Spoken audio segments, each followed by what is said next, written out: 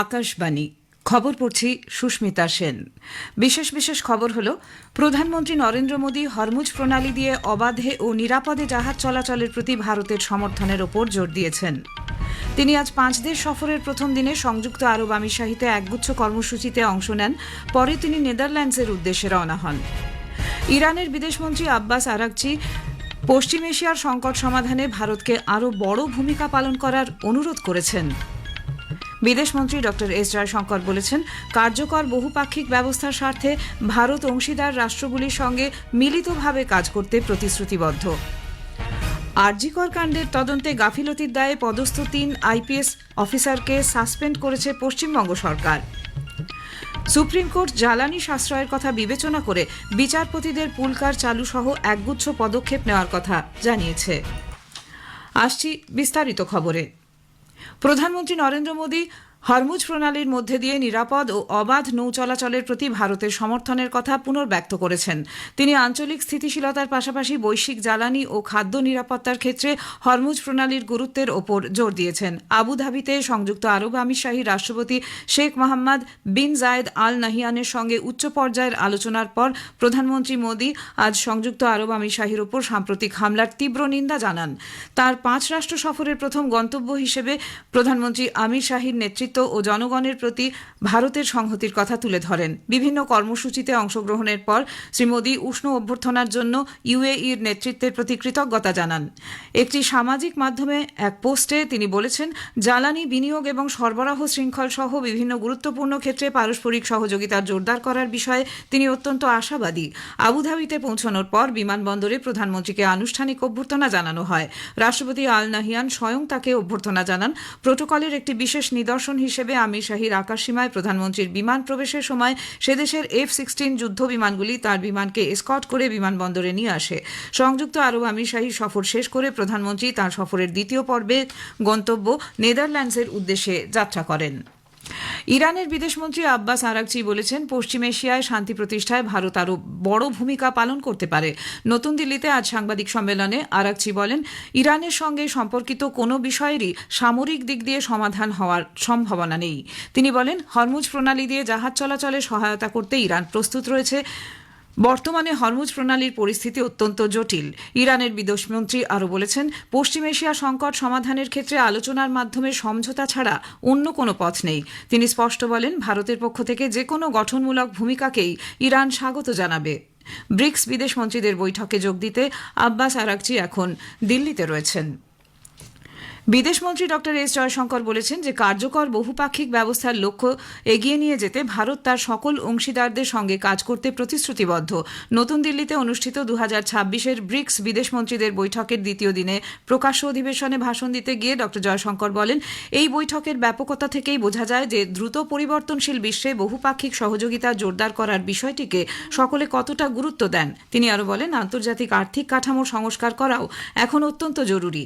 বৈঠকের ফাঁকে ড জয়শঙ্কর ইরান, মালয়েশিয়া, উগান্ডা এবং কিউবার বিদেশমন্ত্রীদের সঙ্গেও দেখা করে কথাবার্তা বলেন।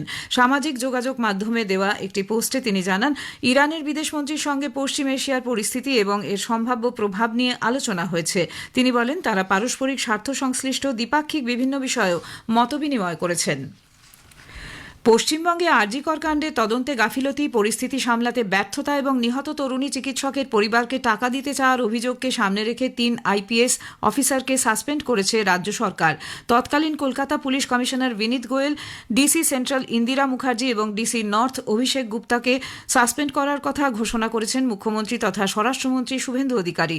নবান্নে আজ এক সাংবাদিক বৈঠকে মুখ্যমন্ত্রী জানান, ক্যাডার রুলস অনুযায়ী মুখ্য সচিবের তত্ত্বাবধানে এবং স্বরাষ্ট্র সচিবের মাধ্যমে তাদের বিরুদ্ধে বিভাগীয় তদন্ত শুরু হবে। আমরা আজকে 3 জন আইপিএস কে সাসপেন্ড করছি। মিস্টার বিনীত গোয়েল, উনি এখন এডিজি রয়েছেন আইবিতে, আর আরো 2 জন আইপিএস, শ্রীমতী ইন্দিরা মুখার্জি এবং শ্রী অভিষেক গুপ্তা, এই 3 জনকে আমরা আজকে সাসপেন্ড করলাম।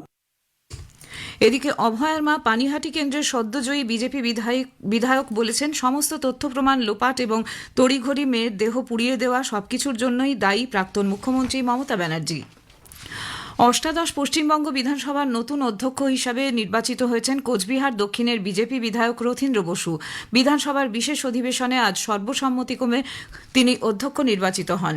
তাকে অভিনন্দন জানিয়ে বিধানসভায় মুখ্যমন্ত্রী শুভেন্দু অধিকারী বলেন, বহুদলীয় গণতান্ত্রিক পরম্পরা মেনেই বিধানসভা এগিয়ে যাবে। অন্যান্য রাজ্যের মতো পশ্চিমবঙ্গ বিধানসভার কার্যক্রম সাধারণ মানুষের সামনে আরও স্বচ্ছভাবে তুলে ধরতে প্রশ্নোত্তর পর্ব, bill, budget, calling attention, zero hour এবং বিভিন্ন বিতর্ক সরাসরি সম্প্রচারের ব্যবস্থা করার জন্য নতুন অধ্যক্ষের কাছে আবেদন জানান তিনি। বক্তৃতায় সংসদীয় গণতন্ত্রের বিরোধী দলের গুরুত্বের কথাও তুলে ধরেন মুখ্যমন্ত্রী। খবর শুনছেন আকাশবাণী থেকে।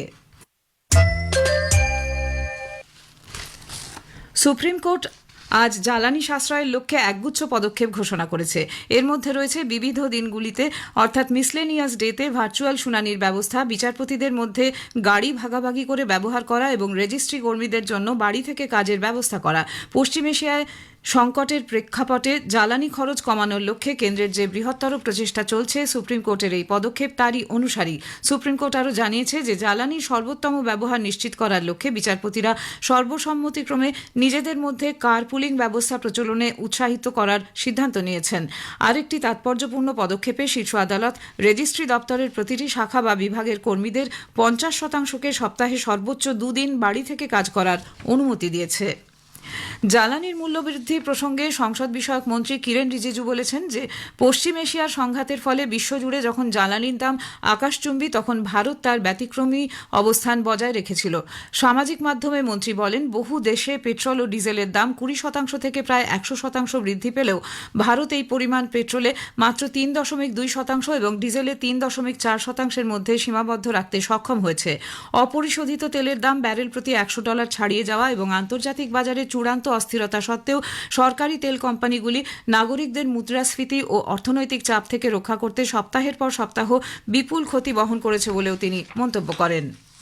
কেন্দ্রীয় প্রতিরক্ষা মন্ত্রী রাজনাথ সিং আজ অন্ধ্রপ্রদেশের শ্রী সত্য সাই জেলার পুড্ডাপাট্টিতে advance medium combat aircraft AMC এর কর্মসূচির আওতাধীন একটি কেন্দ্রের ভিত্তিপ্রস্তর স্থাপন করেন। উপস্থিত ছিলেন রাজ্যের মুখ্যমন্ত্রী এন চন্দ্রবাবু নাইডু।